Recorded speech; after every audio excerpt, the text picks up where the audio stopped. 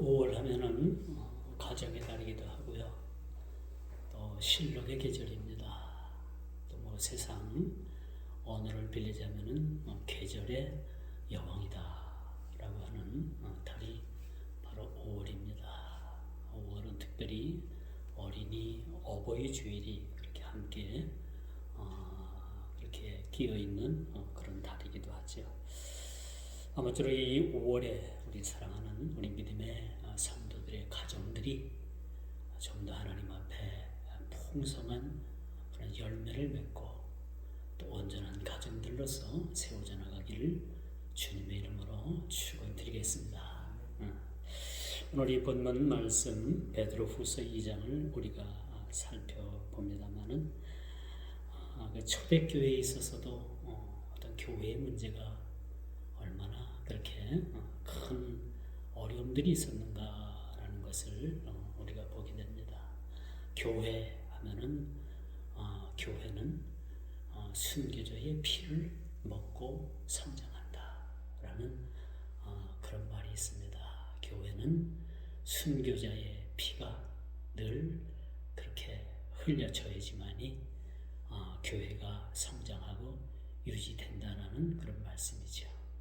교회는 언제나 하늘을 그런 향한 그런 뜻을 우리가 가지고 살고 또 모이고 또 그렇게 유지됩니다 라고 우리가 볼 수가 있지만 언제나 교회는 교회입니다. 그리고 교회는 마지막 세상의 보루라라고도 해도 과언이 아닙니다. 그래서 저는 운동을 하면서 세상 사람들 많이 접해봐요. 물론 뭐 그중에 믿는 집사 또 권사님 또 장로님들도 계시지만은 그래도 저는 그런 얘기를 해요. 우리 마지막 세상을 향해서 마지막 보루는 교회다. 교회마저 무너지면은 우리마저 무너지면은 세상은 대안이 없다라고 제가 말씀을 좀 드립니다. 세상 사람들은 이해 못하지요. 이해 못하지만 우리 그리스도인들은 어느 정도 공감을 갖습니다. 우리 교회가 마지막입니다. 그렇죠?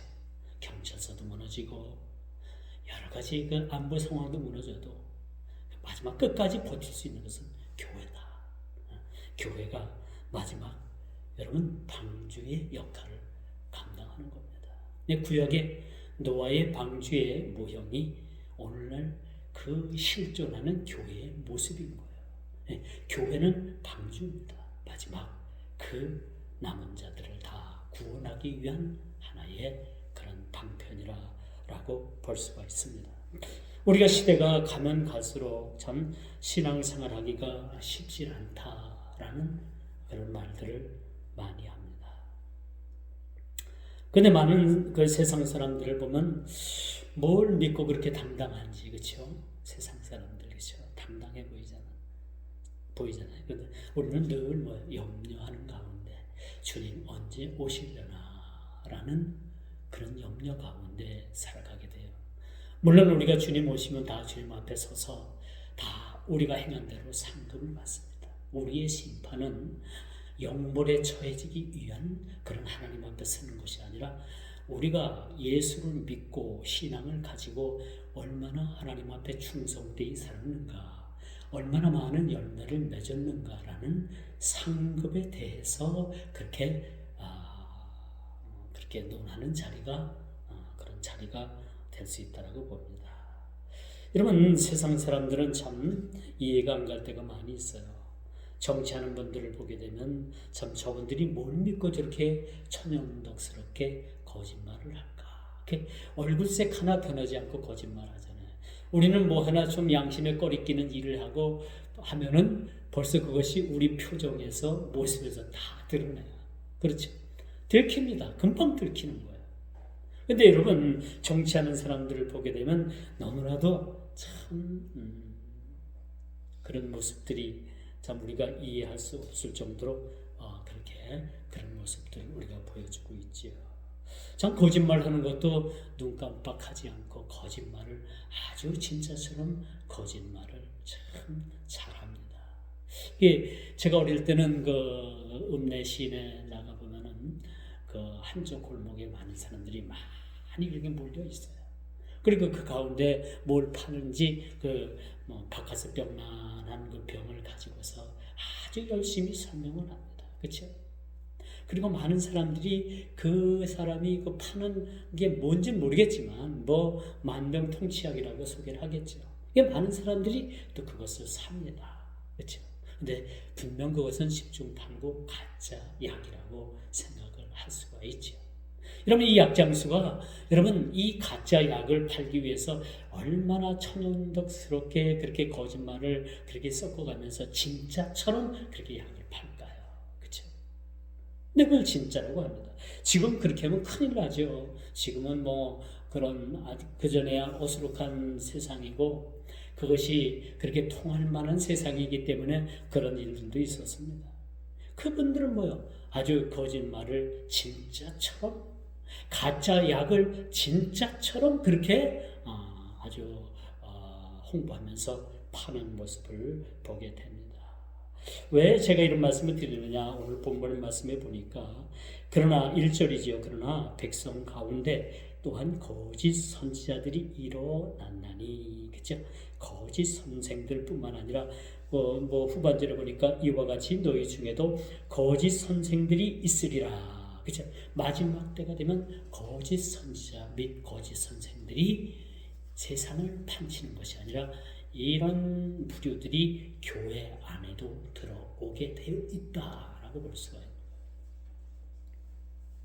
여러분, 이미 거짓 선생들은 이 땅에 많이 출현했습니다. 여러분, 놀라지 마십시오. 이 땅에 자칭 예수라고 하는 사람들이 우리나라에만 해도 200여 명에 가깝답니다. 200명 정도가 자신이 예수라는 그러한 주장을 하는 부류들이 있다는 거예요. 이렇게 자칭 거짓 선지자들이 일어날 뿐만 아니라 교회에 거짓 선생들이 일어나가지고 교회를 일대 혼란으로 그렇게 몰고 가는 모습들을 여러분 이미 2000년 전에 말씀을 통해서 그렇게 예언하고 있는 모습을 보게 됩니다.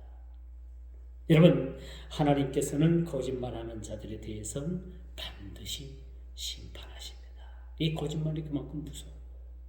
왜 그런가? 여러분, 우리 그리스도인들은 선한 거짓말 있잖아요. 선한 거짓말. 사실은 이 선한 거짓말도 우리가 받아들여서는 안 되는 거죠. 거짓말은 거짓말입니다. 그렇죠? 그렇기 때문에 왜 이 거짓말의 중요성, 왜 거짓말을 하면 안 되는가? 사탄은 거짓말쟁이기 때문에 그래요. 사탄은요, 거짓말하고 사람을 그렇게 유혹하고 그 사탄은 사람을 죽이는데 여러분 선수입니다. 프로예요, 프로. 거짓말 잘하는 것이 사탄입니다. 사람을 미혹하는 선수입니다. 그리고 수많은 사람들의 영혼을 그렇게 훔치고 영혼을 죽이는데 그렇게 혈안이 되어 있는 것이 사탄의 모습이기 때문에 그런 거죠. 그렇기 때문에 이 세상의 마지막 때에 일어나는 그런 모습들이 거짓 선지자들이 일어나게 되는 거예요. 또 거짓 선생들이 이 땅에 그렇게 출현하게 되는 모습을 우리가 보게 되는 것입니다. 그러므로 오늘 거짓 선지자 또 거짓 선생들에 대한 하나님의 경고가 1절에 그렇게 나와 있음을 우리가 보게 됩니다. 요한복음 8장 44절에 보니까요, 마귀의 실체에 대해서 그렇게 적혀 있더라고요. 제가 반복되는 말씀 같지만 그 마귀는 첫 번째 처음부터 살인한 자라고 그렇게 성경에 그렇게 마귀의 실체에 대해서 말씀해 주고 있어요. 그리고 처음부터 진리가 그 속에 없대요. 그렇게 진리로 겉을 포장을 하지만 실질적으로는 그 안에는 진리가 없는 겁니다. 세상에 많은 이론과 세상에 많은 그런 것들로 포장을 하지만 실질적으로는 그 속에는 진리가 속해 있지 않다는 겁니다. 우리 주님은 뭐라고 말씀하셔요? 진리를 알지니 진리가 너희를 자유케 하리라. 진리가 뭐예요? 하나님의 말씀입니다. 복음의 말씀입니다. 진리의 실체가 뭡니까? 주 예수 그리스도. 예수님이 진리의 실체가 되는 거예요. 예수님을 알게 되면 우리가 진리 속에 거하게 되는 거예요. 그런데 이 거짓말하는 이 마귀의 실체는 그들이 진리에 서지 못한다고 했어요. 아무리 세상 것으로 그렇게 포장을 하고 아무리 그렇게 좋은 것, 먹음직한 것, 또 보기 좋은 것 그렇게 그런 것들을 미혹한다 하더라도 실질적으로 그 속에는 진리가 없다는 겁니다. 그게 중요한 것이죠. 그리고 이는 저가 거짓말장이라는 거예요. 입만 열면 거짓말하는 사람들이 세상에 얼마나 많은지 몰라요. 우리나라는 땅도 비좁지요. 그 땅에 비해서 인구 밀도가 높습니다. 우리나라는 인적 자원밖에 없어요. 물적 자원이 많이 부족합니다. 석유 한 방울 안 난다고 하잖아요. 그러니까 인적 자원으로 서로 경쟁하고 서로 살기 위해서 사람들이 거짓말하고 남을 속이고 그렇게 사기를 치는 아주 사기 천국이 아닙니까? 그렇죠? 여러분 보이스피싱의 1년에 피해를 보는 것이 몇백억이 넘는데요. 보이스피싱 때문에 1년에 몇백억이라는 그런 돈이 그렇게 그들 수중으로 들어간다는 얘기를 들었어요. 저도 보이스피싱에 그렇게 속은 적이 있어요. 전에 왜 전국민 1인당 얼마씩 국가에서 지원을 해줬잖아요. 그래가지고 그걸 탔는데 카톡으로다가 딸한테 카톡이 온 거예요. 아빠 나 휴대폰이 고장나가지고 일 맡겼는데 이걸 어떻게 새로 사든가 해가지고 급작스럽게 돈이 필요하니까 돈을 좀 붙여주는데 이마트에 가면은 그 구글 플레이에서 나오는 그러한 쿠폰이 있대요. 그거를 사서 보내달라는 거야. 그래서 급한 줄 알고 집사람하고 저 이마트 가가지고 그 쿠폰을 사갖고 보냈지요. 쿠폰을 사서 보내고 이제 그 주차장으로 나와서 집에 오려고 하는데 또 문자가 저기 카톡이 온 거야. 좀 모자라니까 한 번 더 보내달라.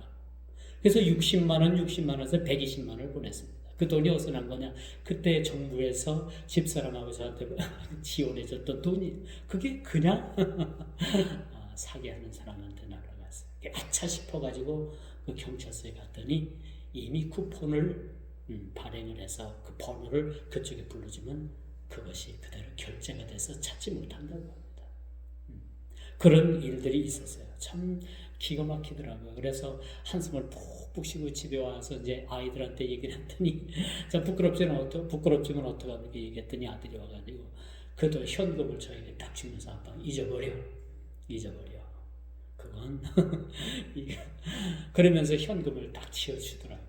그래도 참 그렇게 사기 맞은 것이 그게 꽤 여러 날 가더라고요. 엄청 오래 가더라고요. 딸아이한테 전화를 했더니 아빠 제가 그런 전화를 아빠한테 하겠어. 그런 걸 카톡으로 제가 연락을 하겠어. 그런데 여러분 카톡에 딸아이하고 똑같은 카톡이에요. 사진도 똑같고 모든 그 형식이 다 똑같아요. 그 카톡에서 온 거예요. 그러니까 믿고서 제가 바로 그렇게 보내줬는데 그게 사기였습니다. 찾지 못한다고요. 참 그런 일들을 당했는데 여러분 이렇게 사탄은 거짓말하는데 선수입니다. 그래서 우리는 행여나 꿈에라도 거짓말해서는 안 된다는 생각을 가져요. 근데 피치 못할 거짓말이 있다고 하잖아요. 또 선의의 거짓말이 있다고 하잖아요. 이걸 우리가 어디까지 받아들일 거냐?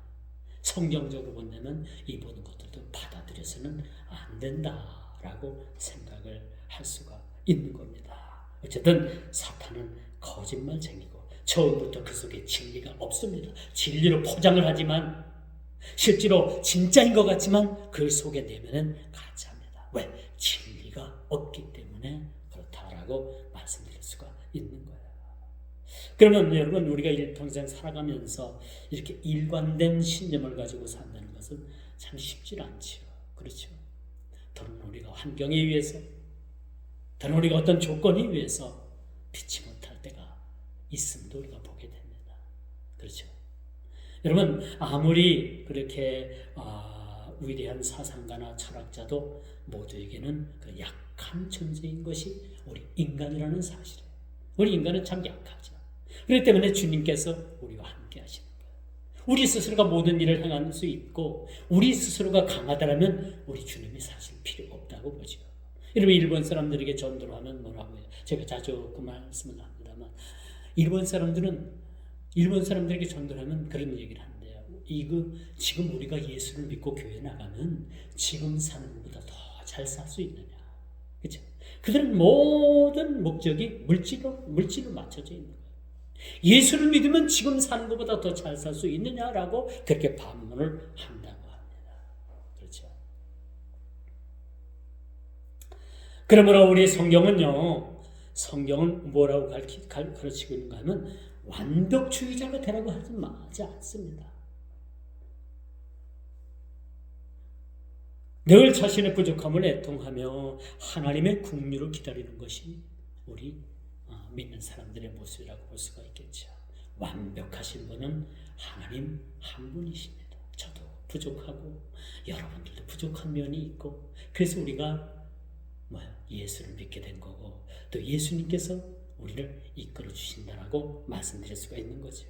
당시 초대교회는요 가만히 교회 안에 들어와 이단 사상과 거짓 행위로 교회를 큰 어려움에 빠뜨리는 일들이 있었습니다. 에베소서 2장 11절에 보니까 그렇게 가만히 들어와 가지고 그렇게 이단 사상 또 교회에 많은 문제를 일으킨 무리들이 있었던 거죠. 여러분 교회 안에 이런 무리들을 이상하게 생각하지 마세요. 언제나 교회 안에는 이런 무리들이 존재하는 거예요. 이 양이라는 습성하죠. 양은요 그렇게 막 무리로 모여가지고 그렇게 군집을 이룬다고 해요. 그러면 양끼리 서로 막 뭉치고 서로 겹치고 막 그렇게 하다 보면 그렇게 밑에는 압살을 하는 경우도 있다고 해요. 양은 스스로가 그렇게 자기 길을 가는 것이 아니라 그렇게 그 인도자가 양을 이끄는 그런 습성이 있다고 해야 돼. 습성이 있다고 합니다. 자기들 스스로가 앞으로 나갈 수도 없고 자기들끼리 뭉쳐가지고 쌓여서 그것을 압사가 되는지 죽는지도 모르는 것이 양의 습성이에요. 그래서 양을 키우는 그런 목동들은 그 사이에다가 염소를 갖다 집어넣는다고 해요. 이 염소는 뭐예요? 뒤로 받는 습성이 있잖아요. 그래서 양이 그렇게 모여 있는 그런 곳에 가가지고 양이 막 떠받는 거예요. 양들 막 치받고 떠받으면 양이 뭐예요? 막 뿔뿔이 다 흩어지게 돼 있는 거예요. 교회도 이와 마찬가지입니다.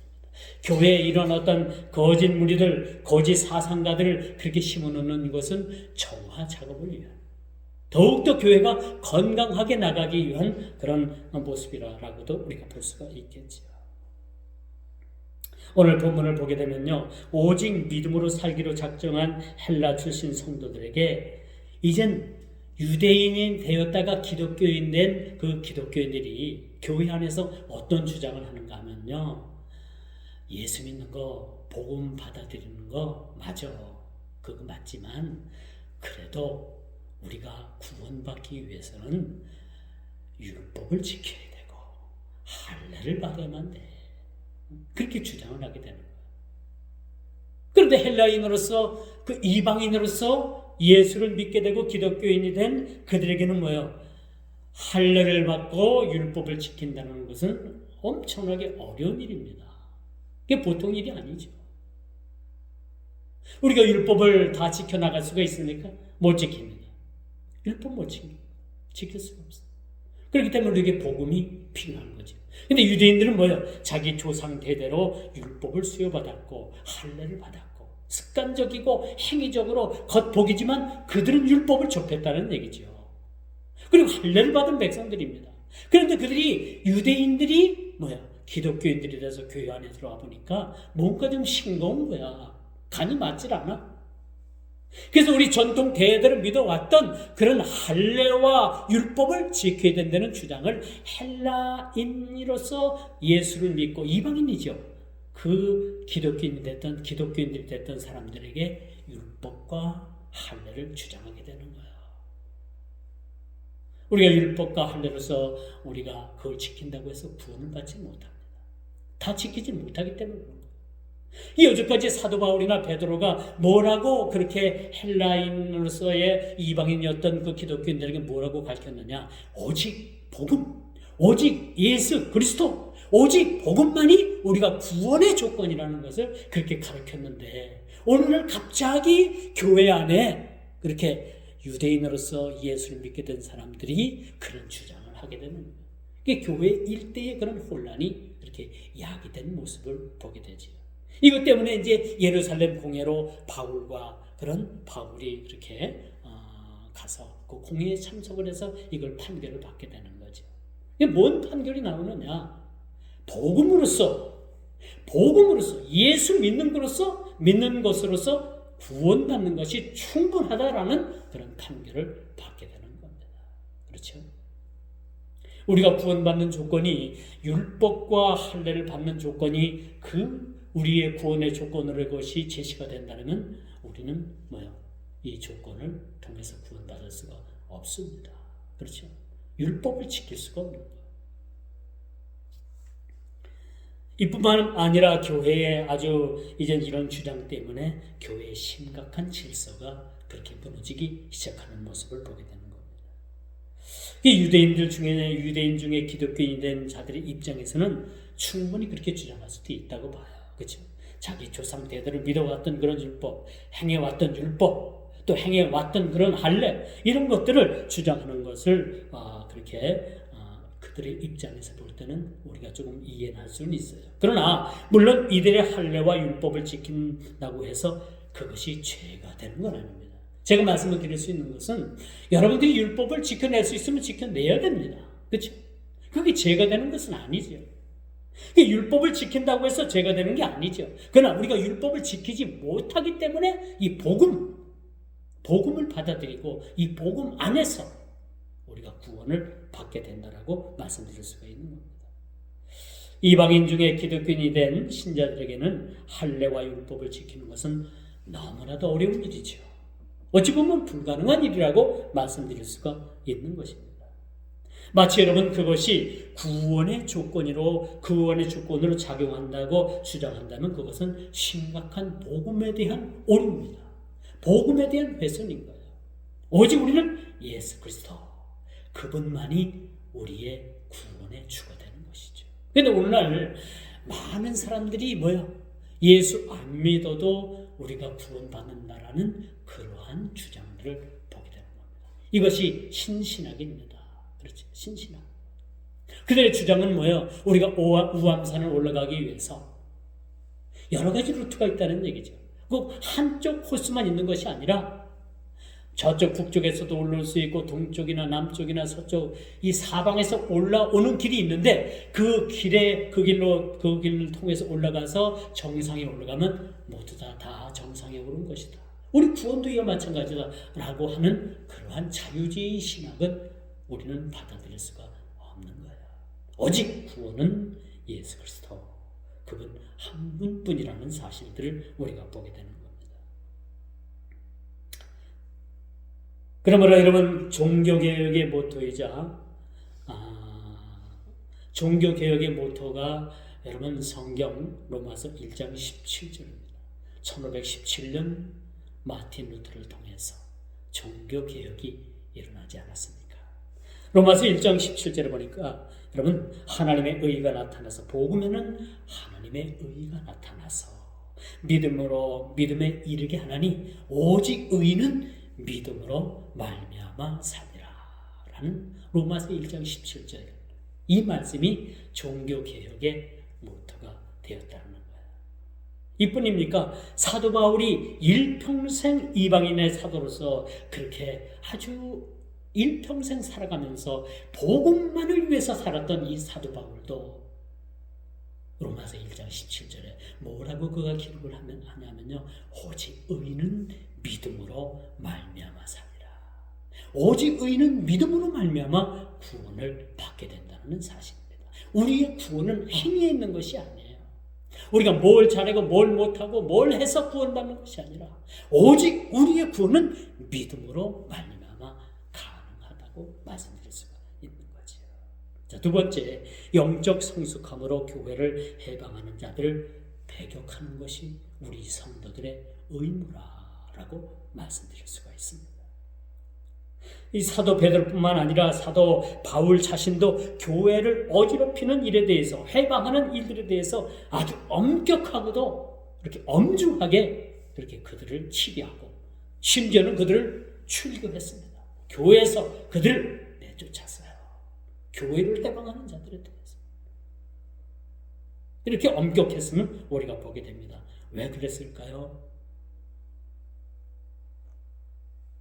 여러분, 사도들에게는, 베드로나 또 사도 바울에게는 그렇게 교회의 일원이 된 그렇게 그런 성도들의 한 사람 한 사람이 너무나도 중요했기 때문에 그렇다고 말씀드릴 수가 있는 거죠. 심지어는요, 이렇게 회방하는 자들을 사탄의 회라라고까지 그렇게 칭하고 있는 모습을 보게 됩니다. 교회를 해방하는 자들, 이 무리들을 사탄의 회라라고까지 그렇게 아주 그들에 대해서 엄격했음을 우리가 보게 되는 겁니다. 왜? 교회 안에 있는 그 양무리가 더 이상 다치지 않기 위해서, 그 양무리를 보호하기 위해서, 그렇게 교회를 그렇게 어지럽히는, 교회를 그렇게 망가뜨리는 사탄의 회를 더 이상 두고 볼 수가 없었다는 것을 우리가 보게 되는 거죠. 여러분, 사도 바울이 그렇게 애정을 가지고 공들였던 당시 소아시아 지역 교회를, 7교회를 우리가 보게 되잖아요. 이 소아시아 지역을 우리가 보면, 여러분, 그 터키는 그 타우루스 산맥이 있어가지고 그 타우루스 산맥이 4,000m가 넘더라고요, 높이가. 근데 사도 바울이 그 초대교회 7교회를 돌보고 교회를 세우고 거기서 전도를 하고 많은 양을 치기 위해서 그 타우루스 산맥을 그가 선수 넘었다는 거예요. 넘는 중에 강도도 만날 수 있고요. 엄청난 어려움에 그렇게 봉착할 수도 있는 문제였습니다. 여러분, 타우루스 산맥을 보니까 얼마나 높은지, 저는 차를 타고 타우루스 산맥을 몇 시간에 걸쳐갖고 쭉 넘는데도 그 참 힘이 들었는데, 바울 사도가 그 복음을 전하기 위해서, 그 소아시아 지역에 복음을 전하고 교회를 세우기 위해서 그 타우루스 산맥을 넘는 그 생각을 할 때, 야, 대단하다. 나 같으면 저 산맥을 넘지 못할 텐데. 차를 타고 몇 시간을 거쳐서 그 타우루스 산맥을 넘는데도 힘이 들었는데, 그 사도 바울은 그 타우루스 산맥을 넘으면서 얼마나 그런 많은 고생을 했을까라는 생각을 가져봐요. 일부 많은 학자들이 그 사도 바울이 그 몸이 연약하고 약하게 된 이유가 그 타우루스 산맥을 넘는데 엄청난 고생을 하고, 또 복음을 전하다가 그렇게 수많은 매를 맞고 거반 죽고 많은 사람들이 죽었다고 해가지고 저쪽으로다가 그냥 한쪽 편으로다가 그렇게 밀쳐냈잖아요. 그런 상황에도 불구하고 사도 바울이 이렇게 열정을 가지고 하나님의 복음을 전할 수 있었다는 것은 교회 안에 그렇게 하나님의 양무리가 있었다는 것을 우리가 보게 되는 겁니다. 그 양무리들을 치고 보호하기 위해서 바울은 자신의 육신과 몸을 그렇게 아끼지 않았던 사실을 우리가 보게 되는 것이죠. 이처럼 자신의 분신과도 같았던 성도들을 사탄의 희생양으로 내줄 수가 없었던 것입니다. 이것이 사도들의 그러한 심정이었어요. 오늘 많은 목회자들이 이런 마음의 심정을 가지고 양무리를 그렇게 친다라면 교회마다 많은 부흥이 있을 것을 봅니다만, 그렇죠? 실상은 그렇지 않은 일들도 많이 있기 때문에 오늘날 교회가 그렇게 부흥되지 않는 모습이 되지 않나라는 생각을 제 스스로가 한번 해봅니다. 여러분, 당시 교회 내부의 크나큰 문제를 심도 있게 오늘 본문은 그렇게 다루고 있어요. 교회 안에 거짓 선생들이 일어나게 되고 거짓 그런 선지자들이 일어나게 된다. 너희들이 이것을 마땅히 경계해야 된다는 것을 그렇게 가르쳐주고 있습니다. 그러므로 여러분, 이렇게 교회 부흥을 위해서 우리 모두가 꿈꾸고 바라는 것은, 이렇게 건강한 교회들을 우리가 지향하는 것은 이렇게 교회들이 많이 주님 뜻대로 자라갈 수 있다라는 그런 토대를 마련하는 것이죠.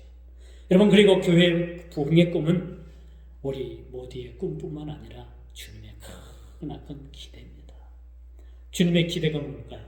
주님은 우리를 통해서 뭘 기대하고 있을까요? 교회의 부흥입니다. 주님의 몸된 교회가 이 지상에 많이 세워져 가는 겁니다. 비행기를 타고 여러분 밤에 그런 대한민국의 상공을 바라보면요, 그 십자가, 빨간 십자가가 그 지상에 그렇게 많이 그렇게 세워져 있어요. 많은 그 외국을 다니는 분들이 그런 얘기를 해요. 외국의 어느 곳을 가봐도 밤하늘에 그 나라의 지상에 그 있는 그 풍경은 십자가를 찾아보기가 쉽지 않다. 그렇죠? 우리가 동남아 같은 데 가봐도요, 그렇게 십자가가 없습니다. 교회들이 없어요. 우리가 자주 가는 베트남 같은 데도 교회 찾기가, 눈을 닦고 봐도 교회 찾기가 그렇게 쉽지 않아요. 사도 바울이 그렇게 열정을 가지고 그렇게 세우고 그렇게 부흥을 이루었던 초대교회, 그 소아시아의 터키 지역을 가보면요, 교회가 없습니다. 다 이슬람 사원밖에 없어요. 이슬람 사원밖에 없어요. 교회가 없어요.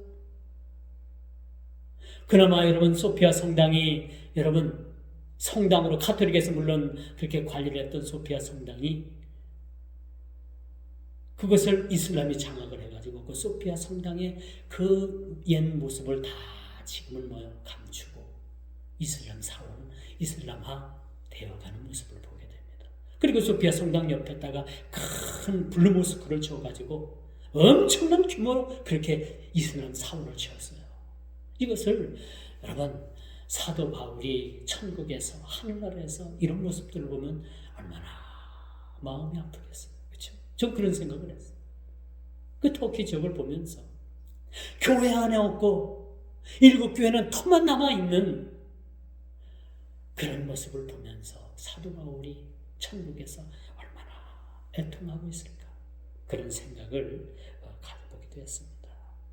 이제 우리가 성도 한 개인의 영적 성숙이야말로 여러분 교회를 든든히 세워가는 원동력이 된다는 겁니다. 그러므로 우리 한 사람 한 사람은 교회입니다. 여러분, 교회가 이렇게 지상 건물도 우리가 교회라고 하지만 실질적으로 교회의 의미가 뭐냐면요, 교회는 한 사람 한 사람 성도들이 모여있는 공동체를 교회라고 하는 거예요. 이 성도들의 공동체가 교회입니다. 우리 한 개인이 교회의 일원인 거예요. 교회입니다. 우리가 교회입니다. 그렇기 때문에 우리 교회는 날마다 정화되어져 가야 되고, 진리의 말씀 가운데 서야 되고, 교회는 세상을 향해서 빛과 소금이 되어야 되고, 세상을 향해서 희망을 줘야 되고, 주님의 기대가 되어야 된다는 그런 모습이 교회의 참다운 모습이라고 볼 수가 있는 겁니다. 이제 마지막으로 세 번째는 하나님의 부흥을 통해서 꿈을 꿔야 됩니다. 부흥의 꿈을 꿔야 되겠죠. 이제 저와 여러분에게 주어진 사명은 말씀의 건의를 붙잡고 살아갈 뿐만 아니라 주님의 몸된 교회를 지킬 수 있는 것뿐만 아니라 난무하는 이단 사탄의 음모에서 우리가 벗어나는 거죠. 그렇죠? 이제 교회의 거룩한 부흥의 꿈을 위해서 나아가야 됩니다. 요셉이 자기 형들을 향해서 나아갈 때, 그렇죠? 11 형제가, 형들 보시오, 이 단이, 곡식 단이, 11단이 나를 향해서 절을 하더이다. 이 형들에게 자기가 꿈꾼 꿈을 이야기합니다. 그는 형들에게 잡혀서 그렇게 훗날 애굽으로 잡혀가서 그렇게 모진 고생을 당할 것을 생각을 했다면 자기의 꿈을 얘기했겠는가라는 생각을 가져봅니다만, 요셉은 이런 꿈을 가감없이 그렇게 자기 형들에게 나아가서 자기의 꿈을 이야기합니다. 그런데 그 형들의 입에서 나오는 말이 뭐냐? 저기 꿈꾸는 자가 온다 라고 말을 합니다. 꿈꾸는 자가 온다라고 이렇게 말합니다. 꿈이 없는 백성은 희망이 없습니다. 우리가 세상을 향해서 그리스도의 복음을 가지고 꿈을 꿔야 된다는 거죠. 오늘날 많은 교회들이 내용을 겪고 있습니다. 극심한 내용을 겪고 있습니다. 왜 그런가? 오늘 본문 1절이 그런 얘기를 해요. 오늘 본장이 그런 얘기를 합니다.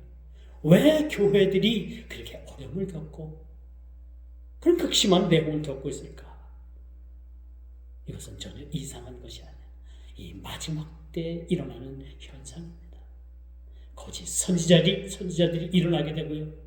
교회 안에는 거짓 교사들이 일어나게 돼서 진리를 무너뜨리고 교회의 질서를 파괴하고 큰 어려움을 그렇게 주는 것이 예견되어 있는 모습이라고 말씀드릴 수가 있습니다. 그러나 이제 여러분, 중요한 사실은 임박한 멸망을 스스로 취하는 자들을 두려워해서는 안 된다는 겁니다. 이렇게 교회를 해방하는 이런 거짓 선지자, 거짓 교사들에 대해서 더 이상 우리가 두려워할 필요가 없다는 거예요. 왜 그렇습니까? 임박할 멸망을 스스로 그들은 취하고 있기 때문에 그렇습니다. 이젠 그 시간이 멀지 않았다는 겁니다. 그들 스스로가 자행하는 일들을 통해서 그들 스스로가 멸망이 가까워왔다는 것을 이렇게 시계의 지침은 그렇게 가르쳐주고 있다는 거죠. 시간이 가까워왔다는 겁니다.